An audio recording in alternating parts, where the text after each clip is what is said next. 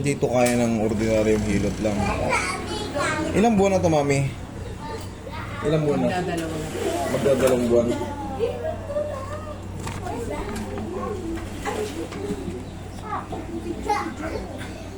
Totally fractured. Yung ganitong kaso namin, kailangan talaga to mabakalan. Kasi hindi kayo makakastand.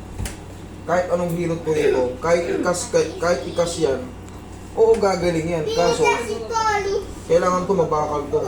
Ito, kahit ito naka-form na to, okay lang to eh. Gagaling to itong isang malaking ano. Hindi na tawag natin tibia. Itong fibula, itong medyo, itong magpapahirap sa inyo eh. Itong isa. Kasi wala siya sa align. Pwede yung ano yun, babakalan. Babakalan. Pag nabakalan na, after 6 months, balik kayo rito. Kung may matirang pain, tsaka ako i-adjust. Ngayon kasi useless yung adjustment dito. Mag-iiyak lang kayo dito. Pag hinata ko to, mababangal tong isa na to eh. Ito nakasunod, maganda. Kahit paano yung fracture na to, okay lang. Ito. Pag hata ko niyan, sasabayan, hiniwala yan. Yes, yung unang naramdaman nyo nung natapilo kayo, babalik tayo ron. Babalik kayo ron. Sa naramdaman nyo, parang binuhusan kayo ng malamig na tubig. Ganoon ang mararamdaman nyo. Ngayon, kasi, sa edad nyo, 6 months ang ano yan. 6 months ang gatawag natin healing process.